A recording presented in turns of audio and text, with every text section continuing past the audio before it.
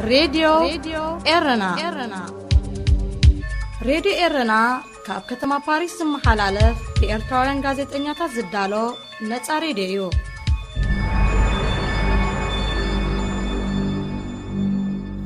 سلام كبرى سمعتي نايلومي سولوس كل تحدار كل تشن عسران حدن فنونا إنه يفلم الله مسانا كتسنحو بخبرين عدمنا أرستا زينا كنقدم سراويت إرترا كاب معسكرات شمال بان حتاتن زج أويام سدتنياتات هلواتهم كم زي فلت تقاليزو بورت سودان نشدش تسومو زغط سالي ودبن أورا من قدتاتن نايمعتس أو أدمة دويلو دسين كومبولشان اب تحتي كوز ريان كبل تسنحي منقسي إثيوبيا حالتا تقراي اب كومبولشا 100 منسيات كاتيلوم كبل كاسيزو هذه إذاعة إرنا زينا بزرزر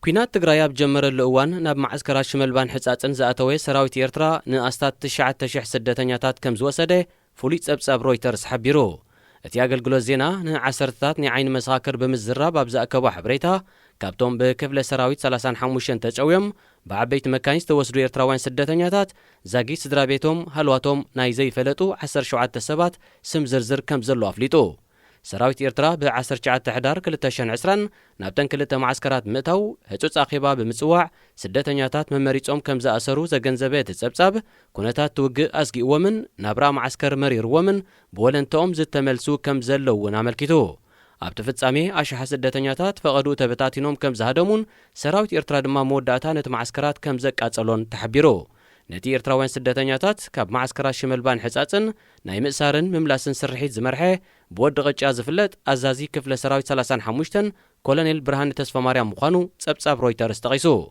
كوينات تግራይ ኣብ ዝተወላዓለ እዋን ኣብ ትክልል ኣብ ዝነበራ 4 معسكرات ዝተዓቕቡ ኣስታት 9,000 ኤርትራውያን ስደተኛታት ግዳያት ሰራዊት ኤርትራን ሚሊሻታት ትግራይን ከም ዝኾኑ ተገሊጹ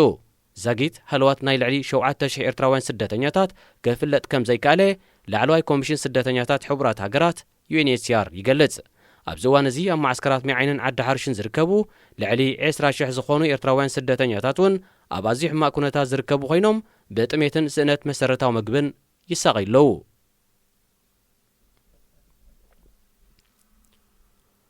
ኣብ ፖርት ሱዳን ንወርሕን ክልተ ቀንን ዝቐጸለ ወደብን ኣውራ መንገድታትን ናይ ምዕጻው ኣድማ ደው ከም ዝብል ዋና ጸሓፊ ላዕለዋይ ቤት ምኽሪ ቤጃ ናዚሪስ ዓብደላ አቡሻር ኣፍሊጡ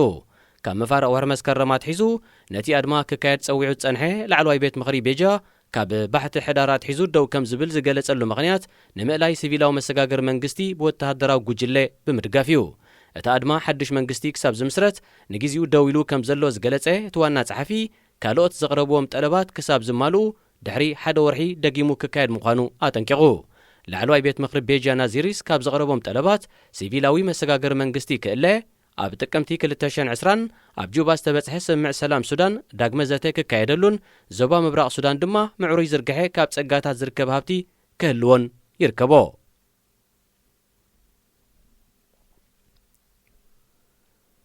ልዑል ስትራቴጂያዊ ኣገዳስነት ዘለወን ከተማታት ክልል ኣምሓራ ደሴን ኮምቦልቻን ኣብ ትሕቲ ቁጽሩ ከም ዘለዋ ክገልጽ ጸንሐ መንግስቲ ኢትዮጵያ ሓይልታት ትግራይ ኣብ ኮምቦልቻ 100 መንእስያት ቀቲሎም ክብል ከሲሱ ወሃቢ ቃል ትግራይ ኣቶ ጌታቸው ረዳ ቦገኑ ንሮይተርስ ኣብ ዝሃቦ መልሲ ሓይልታት ትግራይ ናብ ከተማ ኮምቦልቻ ኣብ ዝኣተውሉ እዋን ዝኾነ ተቃውሞውን ስለ ዘይነበረ እቲ ብመንግስቲ ኢትዮጵያ ዘቐረበ ክሲ ሓሶት ኢሉ እቲ መንግስቲ ኢትዮጵያ ኣቕሪቦ ዘሎ ክሲ ብናጻ ኣካል ክረጋገጽ ኣይካለን ሓይልታት ትግራይ ብኩሉ ሸነኽ ከቢድ ስዕረት ይወርዶም ኣሎ ክብል ጸንሐ መንግስቲ ኢትዮጵያ ብ31 ጥቅምቲ ኣብ ዘርግሖ ዝርዝራት ዘይብሉ ሓጺር መግለጺ ሰራዊት ኢትዮጵያ ምዝላቕ ከም ዘካየደ ጠቒሱ ኣብ ብዙሕ ቦታታት ናይቲ ዝተኻየደ ውግኣት ኣብ ልዕሊ ሰራዊት መንግስቲ ኢትዮጵያ ሰፍ ዘይብል ክሳራታት ከም ዘውረዱ ዝገልጹ ሓይልታት ትግራይ ብወገኖም ብፍላይ ደሴን ኮምቦልቻን ንምቁጽጻር ኣብ ዝተኻየደ ውግኣት ላዕለዎት ኣዘዝ ሰራዊት ዝርከብዎም 10,000 ሰራዊት መንግስቲ ኢትዮጵያ ከም ዝቐተሉን ከም ዝማረኹን ይገልጹ ኣብ ክልል ኣምሓራ ዝቕጽል ዘሎ ኩናት ናብ ውሽጢ ክልል ዓፈር እውን ልሒሙ ከም ዘሎ ተጠቒሱ ትግራይ ካብ ከበባ ክሳብ እትወፅእ ኩናት ብኩሉ ማእዝን ክቕጽል ምዃኑ ማእከላይ እዝ ሰራዊት ትግራይ ኣረጋጊጹ كبرا سمعتنا زينا تزازيملو سمناوي مدب سبورت كسعبيو دقيمنا مكتالكم نعدم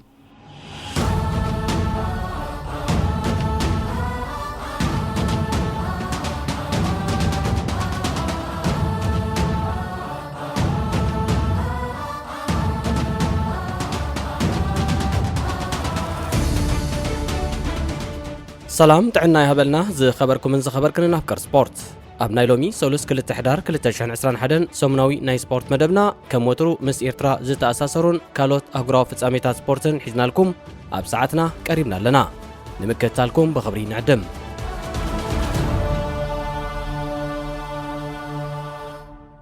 ኤርትራዊት ፈረንሳዊት አትሌት መቅደስ ወልዱ ብቅድሚ ትማሊ ሰንበት 31 ጥቅምቲ ኣብ ፈረንሳ ዝተኻየደ መበል 42 ውድድር ጉያ እግሪ ማርሴ ካሲስ ቀዳመይቲ ምውፃእ ተሸላሚት ዋንጫ ኮይና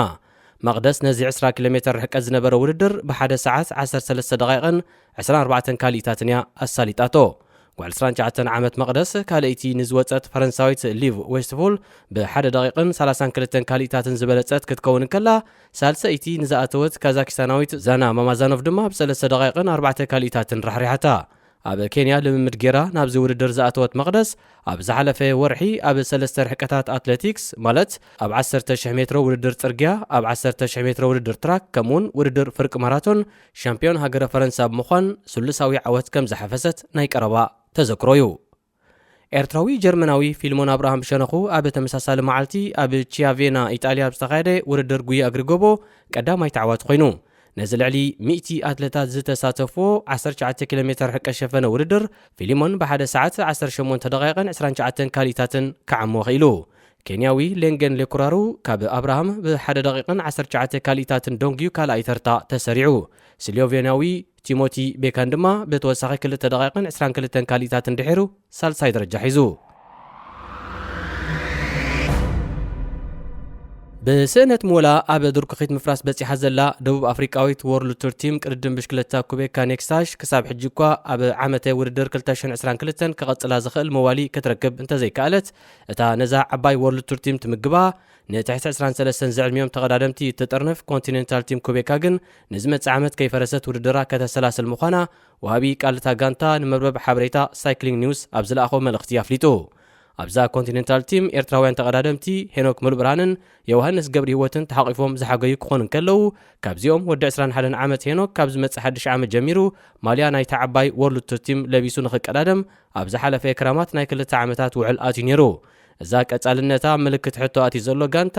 መዋሊ ንምርካብ ተካይዶ ዘላ ጻዕሪ ክሳብቲ ተዋሂቡ ዘሎ ናይ ግዜ ገደብ ኣብ ፍረን ተዘይበፂሑ መጻኢ ሄኖክ ምስ ኮንቲኔንታል ቲም ኩቤካ ድዩ ክቋረን ዋላ ምስ ካልእ ወርልድ ቱር ቲም ብሕጂ ዝረአ ክኸውን እዩ ምዚ ኣብ ተኣሳሰር ዜና ድማ ኤርትራዊ ተቐዳዳማይ ናሆም ዘርኣይ ምስ ኮንቲኔንታል ቲም ኩቤካ ተሰሊፉ ንኽቀዳደም ክታሙ ከም ዘንበረ መዚ ተቐዳዳማይ ቅርበት ዘለዎም ወገናት ገሊፆም ናሆም ዘርኣይ ሎሚ ዓመት ኣብ ወርሒ ግንቦት ኣብ ዝተኻየደ ውድድር ዙሩዋንዳ ማልያ ብሉፅ ኣፍሪቃዊ ተቐዳዳማይ ዝወነነ ወዲ 19 ዓመት ውልዶ ስፖርታዊ እዩ ብዘይካ ዝንሱ ኣብቲ እዋን ኣብ ውድድር ጻዕዳ ማልያ ብሉፅ መንእሰይ እውን ግዜ ካልኣይ ደረጃ ብምሓዝ ብሉፅ ውፅኢት ኣመስጊቡ ነይሩ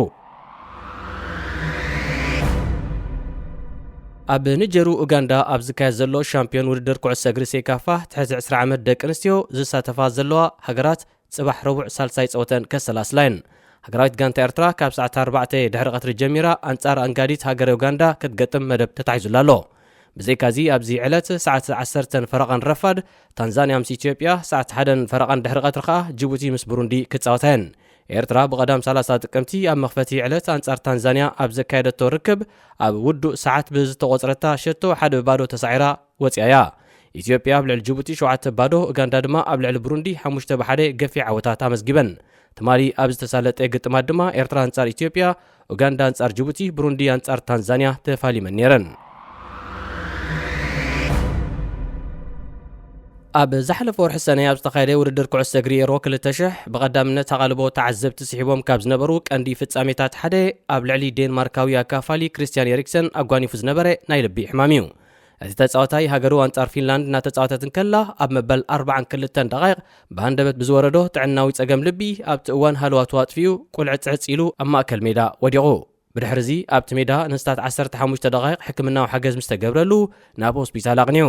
እቲ ጾታ ብሰሪዚ ክስተት ንግዚኡ ክቋረጽ ዝተገብረ ክኸውን ከሎ ጸኒሑ ግን ብህጹጽ ናብ ሆስፒታል ዝተላእከ ኤሪክሰን ከብዶም ሓቂፎም ንዝነበሩ መላእ ኣፍቀርቲ ስፖርት ብዘሐጉስ ኣጋጣሚ ሃልዋቱ ከም ዝፈለጠን ኣብ ርጉእ ኩነታት ከም ዘሎን ስለ ዝተሓበረ እቲ ግጥም ክቕጽል ክኢሉ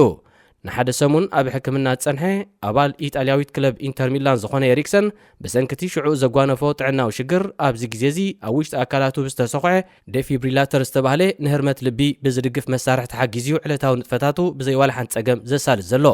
ኤሪክሰን በዚ ሒዝዎ ዘሎ ንቡር ኩነታት ጥዕና ኩዕሶ ንኽጻወት ድልው እኳ እንተሎ ኢጣልያ ኣብ ውሽጢ ኣካላቱ ዴፊብሪላተር ዘለዎ ሰብ ኣብ ስፖርታዊ ውድድር ክጽመት ስለ ዘይተፍቀድ ግን እዚ ወዲ 29 ዓመት ደጊም ማልያ ክለብ ኢንተር ሚላን ኣይክለብስን እዩ እዛ ክለብ በዚ ዝተጠቐሰ ምኽንያት ንኤሪክሰን ክሸጦ ከም ትደሊ ዝሓበረት ክትከውን ከላ ኣባል ኮሚቴ ቴክኒክ ስነ ፍልጠት ፌደሬሽን ኩዕሶ እግሪ ኢጣልያ ፍራንቼስኮ ብራንኮሮና ድማ ኤሪክሰን ኣብ ኢጣልያ ክጻወት እንተዳ ኮይኑ ግድነት ነታ ዴፊብሪላተር ካብ ኣካላቱ ካሊ ኣለዎ ምኽንያቱ ብዘይዛ መሳርሒት ህይወቱ ክመርሕ ምስ ዝኽእል ጥራዩ ጸገም ጥዕና ከም ዘይብሉ ከነረጋግጽ ንኽእል ኢሉ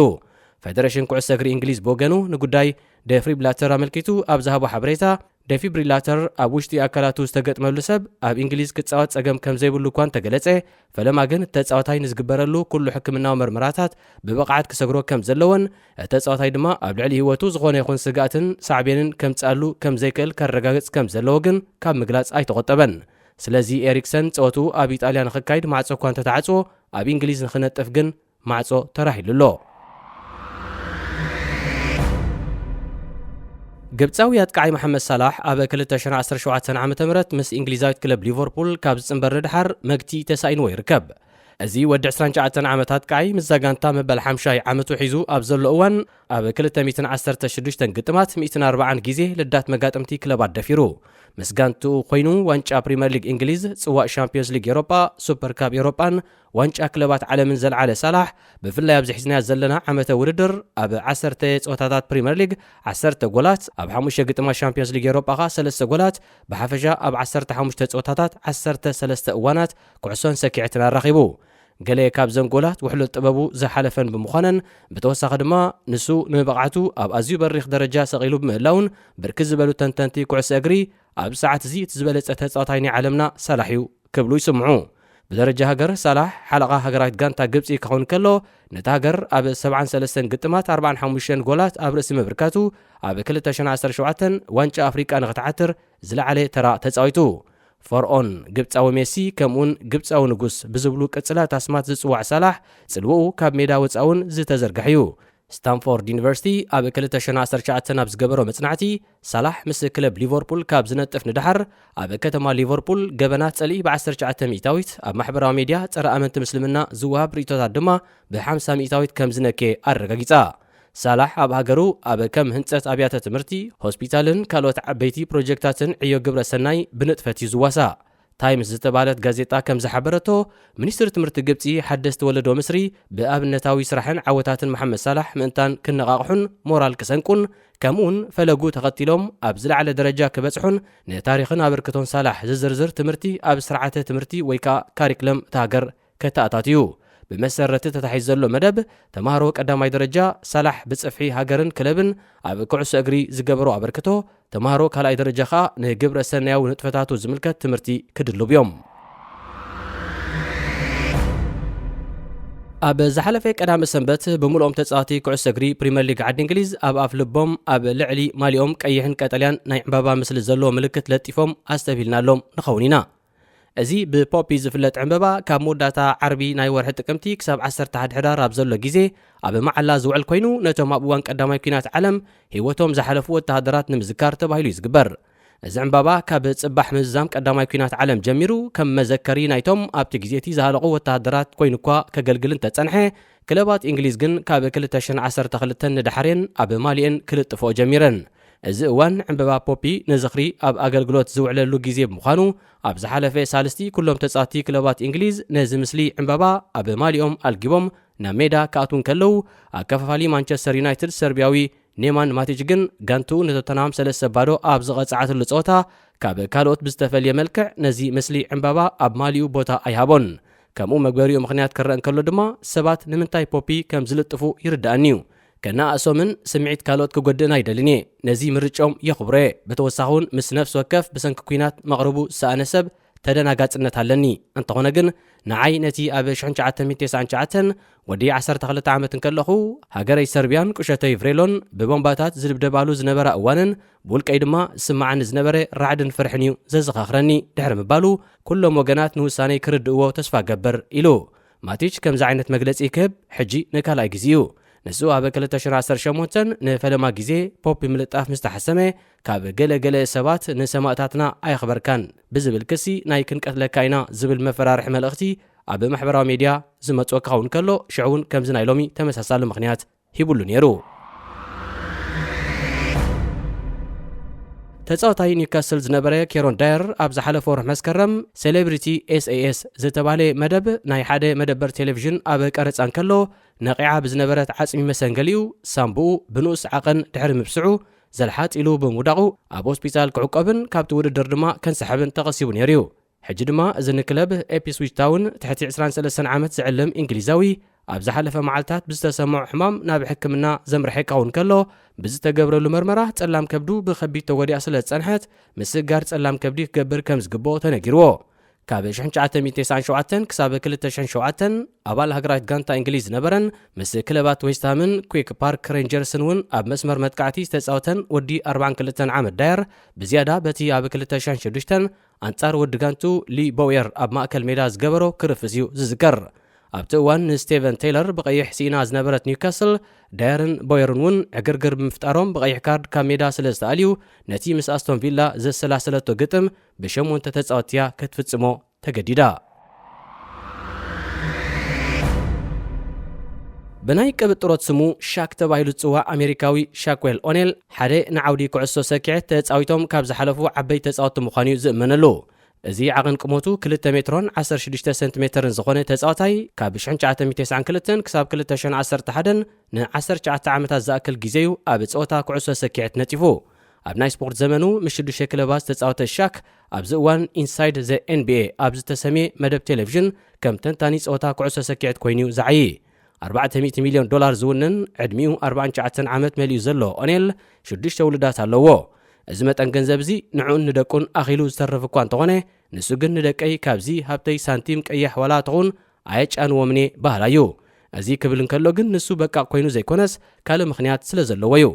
ኣብ ዝሓለፈ ሳልስቲ ኤርን ዮር ሌዥር ኣብ ዝተባህለ መደብ ቴሌቪዥን ዝቐረበ ሻክ ኣብዚ እዋን ደቀይ ኣኺሎም እዮም ኣነ ጥራይ እምበር ንስኻትኩም ሃብታማት ኣይኮንኩምን ስለ ዝብሎም ግን ሕጉሳት ኣይኮኑን ብባችለር ወይ ድማ ብማስተርስ ዲግሪ ክትምረቑ ኣለኩም ብድሕሪኡ ኣብ ትካልኩም ወይ ድማ ኩባንያኹም ወፍሪ ክገብር እንተዳእደል ኢኹምኒ ውጥንኩም ኣርእዩኒ ኣነ ድማ መልሲ ክህበኩም እየ እምበር ብዘይ ዝኾነ ቁም ነገር ዝምጥወልኩም ገንዘብ የብለይን ጽዒርኩም ብልዑ እየ ዝብሎም ኢሉ ንሱ ወሲኹ ደቀይ ተደልዮም ተጻዋቲ ኩዕሶ ይኹኑ እንተደልዮም እውን ካልእ ነገር ይኹን ዘገድሰኒ ነገር ኣይኮነን ኣባይ ሓደ ሕግሎ ንሱ ድማ ትምህርቲ እዩ ብምባል ደቁ ኣብ ትምህርቲ ኣተኩሮ ንኽገብሩ ከም ዝደፍኦም ገሊጹ ብዘይካ ዘኦኔል ኣብ ዝሓለፈ ወርሒ መስከረም ምስ ኒውዮርክ ፖስት ዝተባህለ ማዕከን ዜና ኣብ ዝገበሮ ቃለ መጠይቕ በዓል ዝና ወይ ከዓ ሴሌብሪቲ ተባሂሉ ክጽዋዕ ከም ዘይደሊ ገሊጹ ነይሩ ንሱ ኣብቲ ዘካየዶ ቃለ መጠይቕ እዞም ብሴሌብሪቲ ዝፍለጡ ሰብ ዝና ዕቡዳት እዮም ምስኦም በዓል ዝና ተባሂለ ክምደብ ኣይደልን እየ ንሶም ዝገብርዎን ዝብልዎን ነገራት ከምኡውን ኣብ ልዕሊ ካልኦት ሰባት ዘርእይዎ ባህርያት ንዓይ ዘንጸባርቕ ኣይኮነን ከምኦም ክቆጸር ባህጊ ኣይኮነን መብዛሕቶም ብዘይ ኣእምሮ ስለ ዝጓዓዙ ኩላትና በኾም ኢና ንቕረጽ ኣነ ከምኦም ኣይኮንኩን ንሕልሙ ሰምዐ ዝሰዓበን ዘተግበረን ተራ ሰብ እየ ሕልመይ ስለ ዘተግበርኩ ግን ካብ ሰበይ ይዓቢ ወይ ድማ ይበልሕ ማለት ኣይኮነን ልዕሊ ሰበይ ገንዘብ ስለ ዘለኒ ካብ ካልእ ሰብ ይበልጽ ማለት ኣይኮነን ኣነ ሰባት እዚ ቁኑዕ ወይ ሕያዋይ ሰብ እዩ ዓጀብቲ የብሉን ምስኡ ስለ ዝተሰኣልኩ ኣሰነይቱ ቴሌፎነይ ኣይወሰዱለይን ወይ ድማ መንጢሎም ኣይደርበዩለይን ክብሉን እዩ እንታይ ብምባል ካብ ካልኦት ዝተፈልየ ባህርያት ከም ዘለዎ ኣረድዩ ኣብ 2018 ካብ ፈረንሳይት ክለብ ቱሉዝ ናብ ክለብ ዌስትሃም ዝተሰጋገረ ናይ ማእከል ተኸላኸላይ ዒሳ ዲዮብ ጋንቱ ዝሓለፈ ረቡዕ ኣንጻር ማንቸስተር ሲቲ ኣብ ዝገበረቶ ግጥም ዋንጫ ካራባኦ ማልያ እንግሊዛዊት ክለብ ለቢሱ ንመበል 100 ግዜ ተጻዊቱ ብምኽንያት እዚ ፍሉይ ነጥቢ ምዕራፍ ድማ ሓደ ካብ ወነንቲ ክለብ ዌስትሃም ዝኾነ ዴቪድ ጎልድ ኣብ ማሕበራዊ ሚድያ ትዊተር ዒሳ ዲዮብ ንመበል 100 ግጥሙ ብብሉጽ ኣበርክቶ ኣብ ዓወት ጋንታና ኣብ ልዕሊ ማንቸስተር ሲቲ ክጽምብል ብምኽኣሉ ሕጉስ እየ ብራቮ ዒሳ ዝብል ጽሑፍ ብምስፋር ነቲ ፈረንሳዊ ተኸላኸላይ ናይ እንቋዕ ሓጎሰካ መልእኽቲ ኣመሓላሊፉሉ እንተኾነ ግን 85 ዓመት መሊኡ ኣብ ዕድመ ሽምግልና ዝርከብ ቢልዮነር ጎልድ ነዊሕ ከይጸንሐ ነቲ ልጥፎ ብምድምሳስ ዒንተይ ጠሊሙን ጸኒሑ ዝብል ጽሑፍ ወሲኹ ዳግማይ ኣብ ትዊተር ኣንቢርዎ እቲ ምኽንያት ድማ ኣብ ፈለማ ከም መሰነይታ ናይ መልእኽቱ ዝተጠቕመሉ ስእሊ ዒሳ ዲዮብ ዘይኮነስ ምስሊ ናይቲ ኣብ ዝሓለፈ ክራማት ካብ ዌስትሃም ወፂኡ ናብ ኖቲንጋም ፎረስት ተሰጋገረ ፖርቹጋላዊ ዛንደ ሲልቫ እዩ ለጢፉ ግጥማት ውድድር ኩዕሶ እግሪ ሻምፒዮንስ ሊግ ኤውሮጳ ሎምን ጽባሕን ብዝካየዱ 16 ጸወታታት ናይ ካልኣይ ዙርያ መደብ ከሰላሰል ክጅምር እዩ በቲ ወፂ ዘሎ መደብ መሰረት ሎሚ ሰሉስ ሰዓት 11 ምሸት ካብ ጉጅለረ ባየር ሙኒክ አንጻር ቤኔፊካ ዳይናሞ ኬቭ አንጻር ባርሰሎና ካብ ጉጅለ ሴ አትላንታ ምስ ማንቸስተር ዩናይትድ ቪላሪያል አንጻር ያንግ ቦይስ ካብ ጉጅለ ሼ ሰዓት 8:45 ምሸት ቮልስቡርግ አንጻር ዛልዝቡርግ ሰዓት 11 ምሸት ሴቪያ አንጻር ሊል ካብ ጉጅለ ቀ ሰዓት 8:45 ምሸት ማልሜ ምስ ቸልሲ ሰዓት 11 ምሸት ጁቬንቱስ ምስ ዜኒት ሴንት ፒተርስበርግ ክፋለማየን ጽባሕ ረቡዕ ድማ ሰዓት 11 ምሸት ካብ ጉጅለሄ ማንቸስተር ሲቲ አንጻር ብሩዥ ኤርቢ ላይፕሲሽ አንጻር ፓሪስ ሳን ዠርማ ካብ ጉጅለሌ ሰዓት 8:45 ምሸት ኤሲ ሚላን ምስ ፖርቶ ሰዓት 11 ምሸት ሊቨርፑል ምስ አትሌቲኮ ማድሪድ ካብ ጉጅለሄ ሰዓት 11 ምሸት ቦሩሲያ ዶርትሙንድ አንጻር አያክስ ስፖርቲንግ አንጻር ቤሺክታሽ ካብ ጉጅለሜ ሰዓት 8:45 ምሸት ሪያል ማድሪድ ምስ ሻክታር ዶኔስክ ሰዓት 11 ምሸት ሸሪፍ ምስ ኢንተር ክራኸባየን ክለባት ሊቨርፑል አያክስ ባየር ሙኒክን ጁቬንቱስን ክሳብ ሕጂ ኣብ ነፍሲ ወከፍ ጉጅለ ተኻይዱን ዘሎ ሰለስተ ጸወታታት ንብምሉኡ ተዓዊተናሉ ብምህላወን ዳርጋ ሓደ እግረን ናብ ዝቐጽል መድረኽ ኣሕሊፈን ኣለዋ ክበሃል ይከኣል እዩ ዝኸበርኩም ኣፍቃር ስፖርት ንሎሚ ዘሰናድኣናልኩም ሰሙናዊ መደብ ስፖርት ተዛዚሙሎ ኣብ ዝቕጽል ሰሉስ ብኻልእ ዝተፈላለየ ትሕዝቶታት ክሳብ ንራኸብ ንኹልና በብዘለናዮ ሰላም